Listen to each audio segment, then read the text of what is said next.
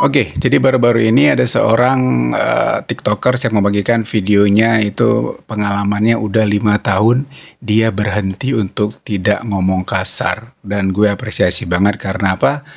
Karena masih ada anak muda, terutama ini cewek, yang dia itu mau speak up soal ini. Karena seperti yang kita ketahui sekarang itu nggak cuman cowok, cewek, tua, muda itu kayak gampang banget ngomong kasarnya nggak sih? Itu dengan format SPOK ngomong kasar, SPOK ngomong kasar. Contoh kayak lagi di tongkrongan misalnya kayak, dari mana aja lu baru nyampe jam segini ya?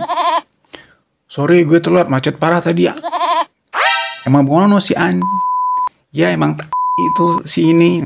Jadi kayak gampang banget gitu ya. Ini baru di tongkrongan. Gimana lagi kalau nanti ketika dia beneran emosi, dia marah, wah semua deh keluar. Apalagi di kolom komentar sosial media. Kita sering banget ngeliat mereka netizen Indonesia yang masih sering banget komentar-komentar dengan ya tahu sendiri lah ya, nggak usah disebutin.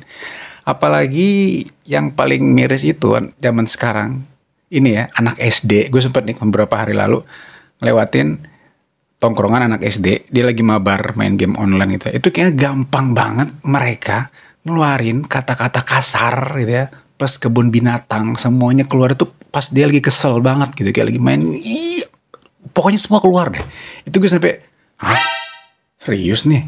Sampai gue inget, gue waktu SD aja gue nggak sempat, hampir sih sempat kayak gitu. Jadi ada cerita unik nih. Dulu waktu gue sekitar kelas 5 apa kelas 6 SD gitu ya. Jadi gue, karena gue itu tinggal di asrama, banyak suku di sana. Ada suku Padang, Jawa, Medan, Batak, sama aja ya, Sunda. Jadi semua bercampur baur ke situ. Dan ada satu anak yang dia itu sering banget ngomong kasar bahasa Minang, bahasa Padang, tahu lah ya. Kalau orang Padang pasti tahu ngomong. Nah itu tuh. Jadi pada saat itu gue kayak ini artinya apa sih? Kok sering banget dia ngomong kayak keren gitu ya. Oke, iya namanya lingkungan ya. Salah satu faktor yang mempengaruhi kenapa anak kecil itu gampang banget terpengaruh untuk ngomong-ngomong kasar kayak gini. Akhirnya gue terjerumus gitu ya. Akhirnya gue terinfeksi kata-kata kasar itu.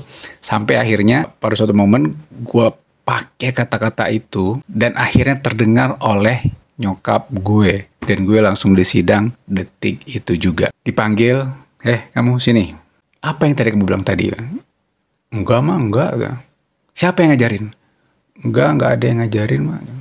Namanya anak kecil pasti ya begitulah ya. Dan saat itu juga dibilang, kamu tahu nggak itu artinya apa? Itu artinya bla bla bla segala macam panjang lebar. Dan situ gue gemeter, gue sampai gila. Di situ nyokap gue bilang kayak, gue udah ngelahirin elu, nggak pernah ngajarin kata-kata itu sampai akhirnya keluar. Dan itu menurut nyokap gue itu kata-kata yang kasar banget diucapin oleh anak kecil yang umurnya baru kelas 5 atau 6 SD saat itu ya.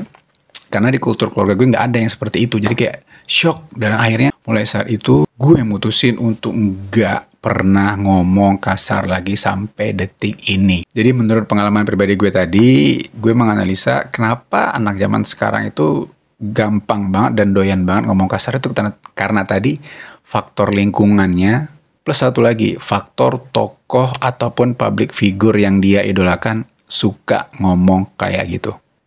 Bener gak sih? Zaman sekarang scroll TikTok, YouTube segala macem gampang banget kayak para ya tokoh idola mereka kayak ngomong kasar-kasar begitu dan nggak disensor. Dan ini mungkin menjadi menurut mereka sih keren gitu, tapi menurut ya tahu sendirilah akibatnya gimana ya.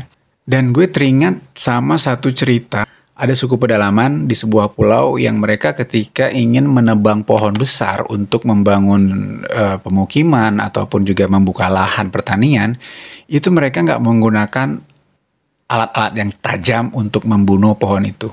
Tapi caranya adalah dengan mengelilinginya, warga ngumpul semuanya, dan mereka mengeluarkan kata-kata kasar, umpatan, celaan, segala macam ke pohon tersebut selama berhari-hari sampai akhirnya pohon itu mati dengan sendirinya. Wow, jadi ini apa ya? Mungkin itu yang terjadi di masyarakat kita sekarang, di mana banyak orang yang secara jasad mungkin dia hidup, tapi secara hati, jadi hatinya tuh kayak mati. Dan ya emang sih badannya hidup, raganya hidup gitu.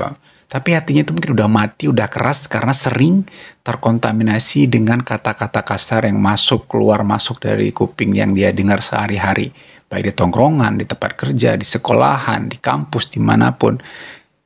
Everywhere.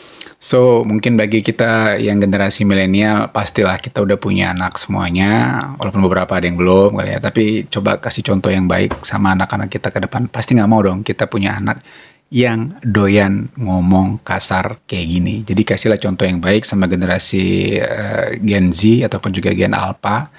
Kasih contoh yang baik sebagai kita generasi milenial, bahwasanya benteng terakhir itu emang keluarga gitu ya. Jadi percuma kalau di benteng terakhir kita tadi kita nggak kuat, ketika anak kita lepas ke sekolahan, ke tongkrongannya dia, ke komunitasnya dia, ketika teman-temannya toxic, lingkungannya dengan kata-kata kasar seperti tadi, itu pasti kalau pondasi nggak kuat seperti yang gue bilang tadi, tuh anak bakal terpengaruh dan terkontaminasi dan akhirnya bakal juga terbiasa untuk mengucap kata-kata kasar kayak tadi.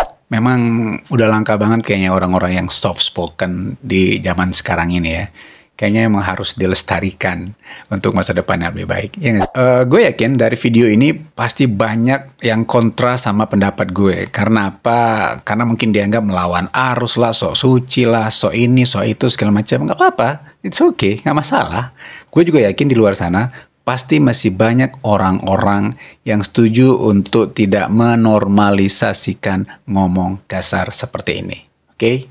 Intinya mau lo cowok, mau lo cewek, itu nggak ada keren-kerennya kalau lo itu suka ngomong kasar. Yang ada malah ngejatuhin value diri lo sendiri. Ingat, teko hanya ngeluarin apa isi di dalamnya.